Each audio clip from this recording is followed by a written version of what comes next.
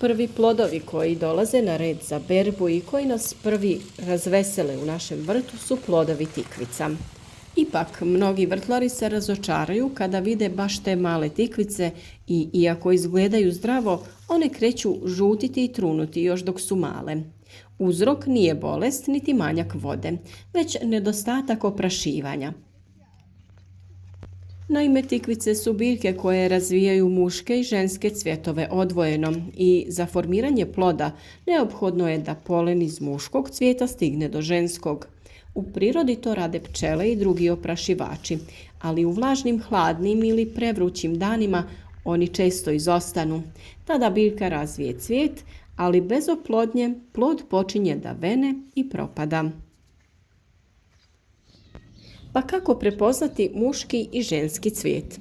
Muški cvjetovi imaju dugu, tanku stabljiku i nemaju mali plod iza latica, dok ženski cvjetovi rastu tik uz stabljiku i iza latica se jasno vidi mala tikvica. To je plod u nastajanju.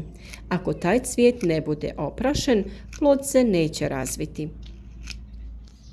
U ovakvim situacijama tu je ručno oprašivanje, brzo, jednostavno i učinkovito. Ručnim oprašivanjem preuzimate posao pčela. Evo kako to učiniti. Ujutro, dok su cvjetovi otvoreni, uberite jedan muški cvijet, to je ovaj sa tankom stapkom. Pažljivo uklonite latice da ostane samo prašnik sa polenom. Prislonite prašnik tog muškog cvijeta na tučak ženskog, kao da bojate unutar cvijeta. Možete koristiti naravno i mali kist ili štapić s vatom kako bi skinuli polen sa muškog cvijeta i prenijeli ga na ženski. Sam postupak traje manje od minute, a povećava uspješnost plodonošenja za 100%.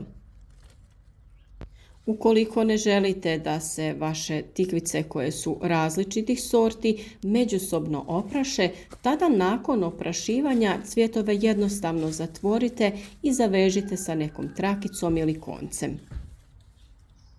Drugi problem koji se javlja kod uzgoja tikvica jeste manjkavost jedne vrste cvjetova, to jest imamo više muških nego ženskih cvjetova ili jedni potpuno izostanu. Naime, na početku rasta biljka često razvija samo muške cvjetove. To je normalno. Biljka vježba prije nego krene s plodovima. Međutim, ako predugo dominiraju ti muški cvjetovi, treba poticati ravnotežu. Prvo što ne treba raditi jeste da ne pretjerujete sa dušičnim gnojivima, jer ona potiču rast lišća, ali ne i cvjetanje. Dodajte domaće tekuće gnojivo od gaveza ili kore banane koje je bogato kalijem i potiče cvjetanje. Biljka voli sunce, ali i vlagu u tlu. Malčirajte tlo oko biljke sa slamom ili sjenom da zadržite vlagu i smanjite stres.